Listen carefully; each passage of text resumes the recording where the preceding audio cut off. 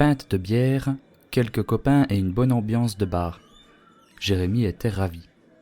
C'était sa première sortie depuis la fin du confinement et il réalisait à quel point tout cela lui avait manqué. D'un naturel grégaire, les derniers mois lui avaient été assez pénibles et cette petite soirée était plus que bienvenue. Du coup, il avait décidé d'un peu se lâcher ce soir, de ne pas trop s'en faire et de simplement profiter de l'instant. Avec un clin d'œil, la serveuse déposa sur la table un bol rempli de cacahuètes au groupe de garçons avant de retourner s'affairer derrière le comptoir. Les discussions allaient bon train entre les quelques amis qui se racontaient des anecdotes, certaines récentes, d'autres remontant au bon vieux temps. Le bar était bien rempli et ils devaient parler fort pour s'entendre à travers la musique et les éclats de voix. Mais Jérémy passait un excellent moment. Il appréciait ce genre d'endroit.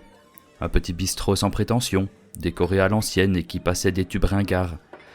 Le coin idéal pour s'amuser, refaire le monde et draguer un peu. Jérémy avait d'ailleurs immédiatement repéré les deux jeunes femmes qui venaient d'entrer et qui s'étaient assises au comptoir.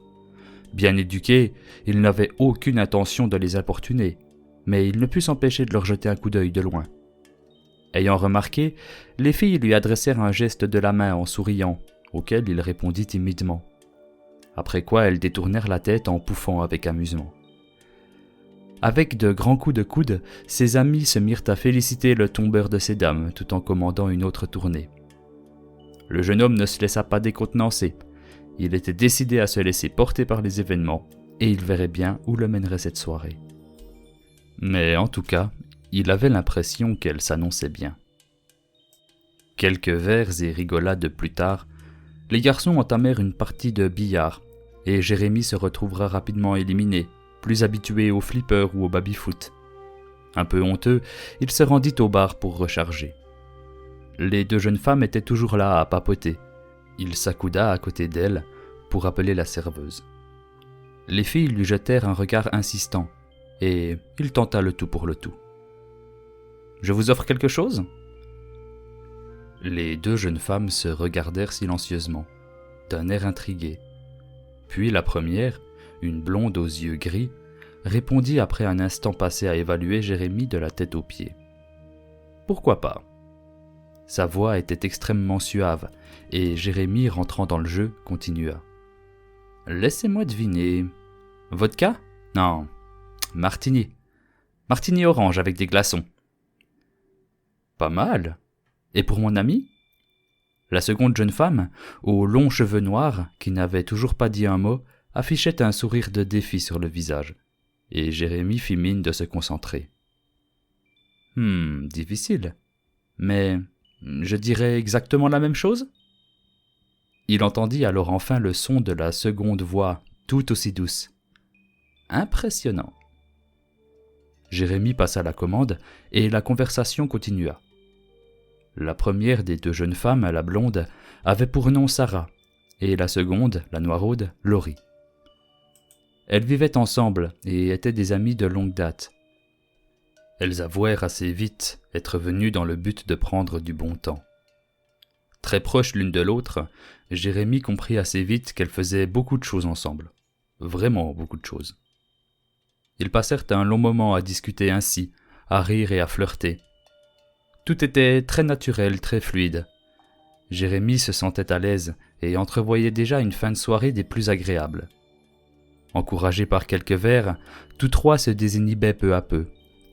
Ils dansèrent un peu, de plus en plus serrés. Visiblement, Sarah et Laurie n'avaient pas menti et étaient vraiment là pour s'amuser. Ils commençaient à s'embrasser, à se toucher. Finalement, vers minuit, elles proposèrent à Jérémy d'aller finir la soirée chez elles. Sous les encouragements de ses amis, le jeune homme sortit donc du bar, accompagné des deux jeunes femmes. Une fois sur le trottoir, Laurie appela un taxi, tandis que les deux autres s'embrassaient avec ardeur.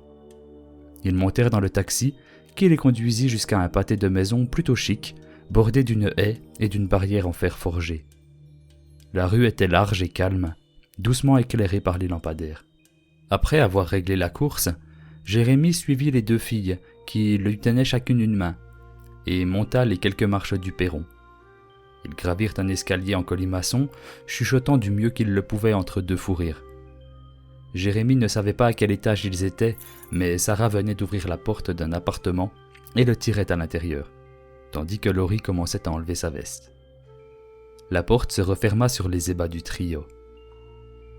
Tout en se déshabillant, il se dirigeait fébrilement vers une autre porte, sans doute celle de la chambre ou du salon, enfin, d'un endroit confortable où faire l'amour. De fait, Jérémie était en caleçon au moment de tourner la poignée et d'entrer. La pièce était magnifiquement décorée. Visiblement, les filles avaient du goût. Des tentures, des tapisseries, des tapis, tout était très beau et cosy. Mais Jérémie ne le remarqua pas longtemps. Il fut jeté sur le lit moelleux, qui émit un très léger grincement sous son poids. Ayant soudain une petite frayeur quant au voisin potentiel, Sarah et Laurie le rassurèrent très vite en lui montrant les parois. La chambre avait été insonorisée, ses murs soigneusement recouverts d'isolant phonique. Il pouvait donc faire autant de bruit qu'il le désirait. Et Jérémie espérait bien faire crier ses conquêtes. Couché au dos sur le lit, Jérémie regardait les deux jeunes femmes qui s'embrassaient et se déshabillaient devant lui. Elles se retrouvèrent elles aussi rapidement en sous-vêtements et le rejoignirent sur le lit. Laurie passa langoureusement au-dessus de lui et plaça la tête de Jérémie entre ses cuisses, lui tenant les poignets. Ses longs cheveux noirs effleuraient le visage du garçon, tandis que Sarah lui ôtait son caleçon. Il releva le menton pour embrasser Laurie, mais fut alors étonné de voir qu'elle brandissait quelque chose. Tenant à deux mains un lourd presse-papier en marbre, elle l'abattit sur le visage de Jérémie, qui n'eut même pas le temps de crier. Sonné, il commença à gémir tandis que le sang coulant de son nez et de ses arcades tachait les draps autour de lui. Incapable de mouvements ordonnés, il ne pouvait se défendre contre les deux filles qui s'affairaient à le bâillonner et l'attacher au lit. Ses poignets et ses chevilles furent liés au montant avec des colliers de serrage. Muselé et immobilisé, bras et jambes tendus et totalement nus, Jérémie était à leur merci. Les deux jeunes femmes, toujours dénudées, avaient totalement changé d'attitude. Elles arboraient à présent un air mauvais, méprisant et fou. Laurie se lança sur Jérémie, plaçant son visage à quelques centimètres du sien. Ses yeux verts trahissaient une haine indescriptible. Ses longs cheveux noirs l'effleuraient à nouveau, mais il n'appréciait plus du tout cela. Cette fois, il était habité par la peur, la douleur et l'humiliation que lui infligeaient ces deux harpies. Quand Laurie commença à l'embrasser, cela ressemblait plus à un animal en train de dévorer une proie. Le baiser était violent et se transforma rapidement en morsure. Elle lui mordit la langue et les lèvres, puis les joues et les oreilles jusqu'au sang. Puis elle se releva en riant, les dents rouges et accroupie sur le ventre du malheureux qui hoquetait et gémissait de douleur. Jérémie reprenait ses esprits et il ressentait de plus en plus de souffrance. Laurie descendit du lit, mais Sarah prit rapidement la relève. Jérémie vit le fouet qu'elle tenait dans les mains et les larmes lui montèrent aux yeux. Elle commença à le frapper, sur le ventre, le torse, les jambes et le sexe, en poussant des soupirs de jouissance. Chaque coup faisait hurler le pauvre garçon, ses cris étouffés par le bâillon. Continuant sur cette lancée, elles se livrèrent à une débauche de violence et de torture, riant de plus en plus à chaque blessure qu'elle lui infligeait, se moquant de ses suppliques. Des coups de fouet lui lacérèrent la peau, des barres de fer lui brisèrent les os, des couteaux lui entaillèrent les chairs. Il fut éborgné, brûlé, étranglé, émasculé, toutes ses dents et ses ongles arrachés. Le massacre dura des heures, alors que les draps du lit s'imbibaient de sang jusqu'à en être saturés. Au début, Jérémie avait hurlé, pleuré, supplié, s'étouffant presque avec son bâillon, ce qui avait particulièrement excité ses tortionnaires. Mais après un moment, il n'avait plus eu la force que de sangloter et demander pourquoi. Elle ne lui avait pas répondu, se contentant d'éclater de rire de manière humiliante. Plusieurs fois, Sarah dut retenir les coups de Laurie et la mettre en garde afin de garder leur victime en vie le plus longtemps possible. Ce qu'elles parvinrent à faire.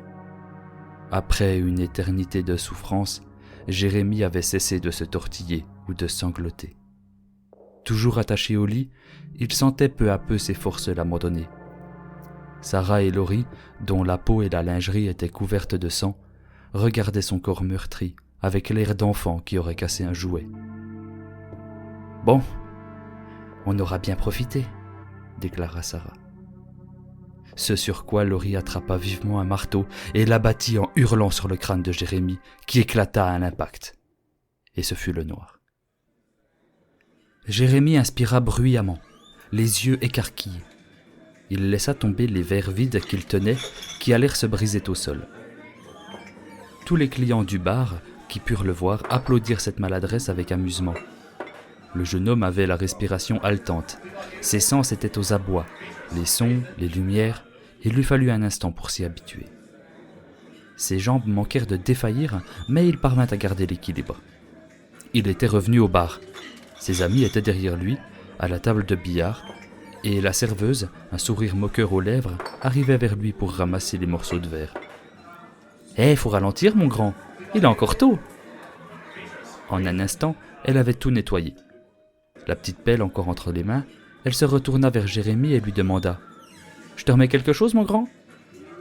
Le jeune homme, encore hébété, lui répondit maladroitement « J'arrive. » Avec un signe de tête, la serveuse tourna les talons et retourna au comptoir, laissant Jérémie pantois. Plissant les yeux, il les vit alors. Les deux filles, Sarah et Laurie, là au comptoir, papotant mine de rien. Il eut un mouvement de recul quand l'angoisse lui enserra les entrailles. L'envie le prit de fuir, de courir jusqu'à la porte et de rentrer chez lui à toute vitesse, ou d'appeler la police et de faire enfermer ces deux psychopathes. Mais elle ne lui avait rien fait. Du moins, rien pour l'instant. Il regarda son téléphone, il n'était pas encore 10 heures. Comment était-ce possible ?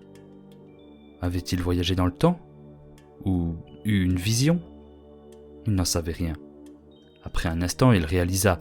Il avait une autre chance, une chance d'échapper à son sort funeste. Il se rendit au comptoir et commanda 2 martinis orange avec des glaçons. La soirée se déroula comme la première fois. Jérémie offrit des tournées aux 2 jeunes femmes, fit connaissance, ou plutôt refit connaissance, et flirta mine de rien. Il n'était toujours pas persuadé que ce qu'il avait vécu était réel, mais le sentiment de déjà-vu lui semblait trop extrême. Chaque instant, chaque détail était identique à son souvenir. La musique, la danse, les baisers, même les encouragements de ses amis au moment où il sortit du bar avec les 2 créatures étaient mot pour mot identiques. De fait, une fois sur le trottoir devant le bar, alors que Laurie composait le numéro du taxi, il décida de tester quelque chose. « Hé, pas besoin de taxi, on va prendre ma voiture, je suis parqué juste là, en face », leur proposa-t-il. Sans se faire prier, les filles acceptèrent et ils montèrent tous 3 dans la voiture. À sa surprise, les filles s'installèrent à l'arrière. Le flirt continua durant le trajet et Jérémie les voyait s'embrasser et se plotter dans le rétroviseur. Il dut leur demander leur adresse, même s'il se rappelait très bien du trajet, et rapidement, la voiture se gara au bord de la route, dans la rue calme, bordée d'immeubles, qu'il reconnaissait très bien. Comme la dernière fois, il se laissa guider le long du perron puis de l'escalier en colimaçon jusqu'à l'appartement des 2 jeunes femmes. Ayant passé la porte d'entrée, il la referma derrière eux, tourna la clé et la glissa discrètement dans sa poche avant de se lancer dans une séance de baisers enflammés. Le trio enlacé se dirigea alors vers la chambre, toujours comme dans le souvenir de Jérémie. Quand il se retrouva à nouveau sur le lit, il interrompit les jeunes femmes qui avaient entrepris de le déshabiller.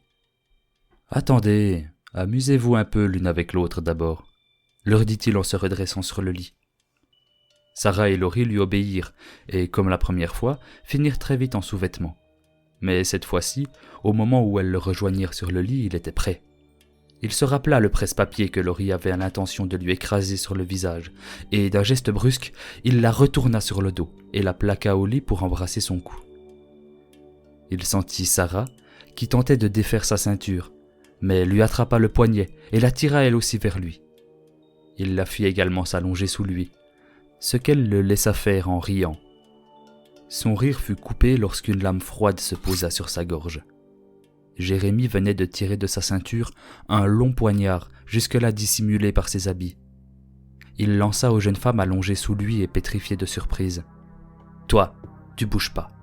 Et toi, tu attaches ta copine, vite, ou je lui tranche le cou comme une truie.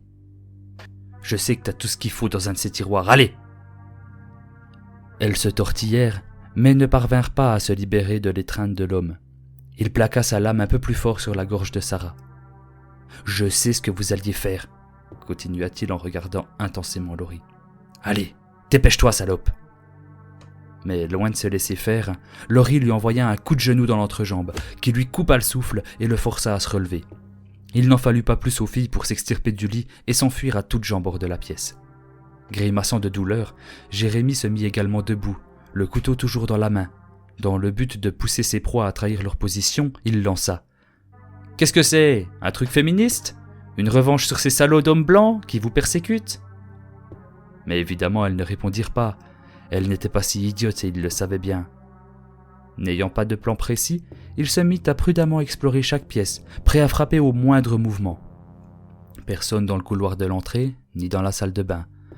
Alors qu'il allait pénétrer dans la cuisine, il entendit un craquement derrière lui, provenant d'une autre pièce, suivi d'un juron étouffé. « Le salon ! Elles étaient au salon !» Il courut comme un dératé vers le fond du couloir.